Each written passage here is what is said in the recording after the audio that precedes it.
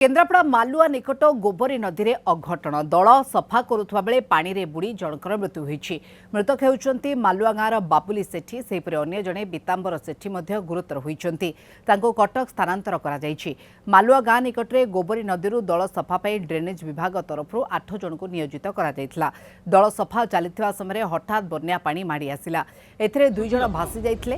बाबुली सेठींकर मृत्यु होइथिबा बेले पीतांबरंकर अवस्था गुरुतर रहिछि।